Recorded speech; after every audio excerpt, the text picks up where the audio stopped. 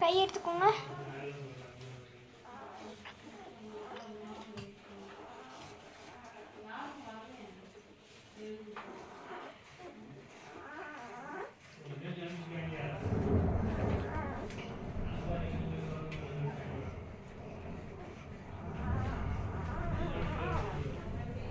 இன்னைக்கு ஐலாவோட Sunday 29th குட்டி போட்டுச்சு. 29th குட்டி போட்டுச்சு. இன்னைக்கு சண்டே. ஸோ பப்பி ஹெல்த்தியாக இருக்குது. பட் ஷெட்டிங் எல்லாம் ரொம்ப ஆகுது. அதனால் கொஞ்சம் கோம்பிங் பண்ணிடுவோம். கோம்பிங் பண்ணிட்டா நல்ல ஃபுட் இன்டேக் எடுக்கும். இதில் பார்த்தீங்கன்னா தெரியும் எவ்வளோ முடி எடுத்திருக்கேன்னு. ஐலாவோட ஹேரு இந்த மாதிரி இடத்துலலாம் நல்லா ஒரு மாதிரி சீவி விட்டிங்கன்னா அது பாட்டுக்கு படுத்திருக்கும்.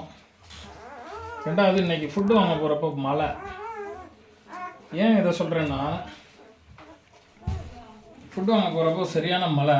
ஏன் இதை சொல்கிறேன்னா, பப்பி வளர்க்குறது வந்து நிறையா ஒரு டிஃபிகல்ட்டிஸ் இருக்கும். இந்த ரூமில் பார்த்தீங்கன்னா தெரியும், ரூம் ஹீட்ரு. இங்கே ஒரு 2 பப்பி, இதில் ஒரு 2, இதில் ஒரு 2, இதில் ஒரு 2 தனித்தனியாக வச்சு மெயின்டைன் பண்ணுறோம். பாஸ்போர்ட் 30th வந்து 29th வந்து ஐலாவோட 6:15க்கு ஃபஸ்ட்டு பேபி, 6:30க்கு லாஸ்ட் பேபி. இன்றைக்கி வந்து பார்த்திங்கன்னா சண்டே June 2. ஏன் இதெல்லாம் சொல்கிறேன்னா, எல்லாருமே பப்பியோட ரேட்டு ஏன் 30,000 ரூபா 35,000 ரூபா சொல்கிறீங்க ஷெப்பர்டு அப்படின்னு ஒரு கொஸ்டின் வரும். அதுக்கான ஆன்சர் என்னன்னு இப்போ உங்களுக்கு தெரியும். இப்போ இந்த ஒரு பாக்கெட்டு ஒரு நாளைக்கு வந்து 1/2 கிலோ கொடுக்குறோம். ஆர்சியில் பப்பி ஜெர்மன் ஷெப்பர்டுக்கு 1 கிலோவோட ரேட்டு பார்த்தீங்கன்னா 1050 ரூபா வரும். 1 கிலோவோட ரேட்டு இது ஒன்றா.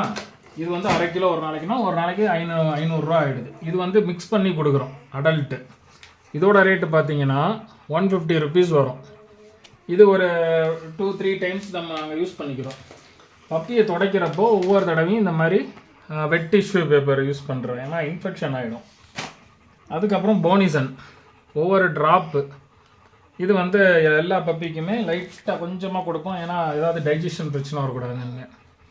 நியோப்டைன் இது வந்து ஒழுங்காக பப்பி ஃபுட்டு எடுக்கலைன்னா கொடுக்கணும்.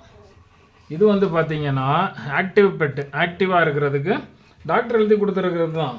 இதெல்லாம் கொடுத்து தீர வாங்கிக்கிட்டே இருக்கணும். அது போக சப்ளிமெண்ட்ரி ரெகுலராக இதில் உள்ளது எல்லாமே கொடுக்குறோம். விட்டா பேஸ்ட்டு,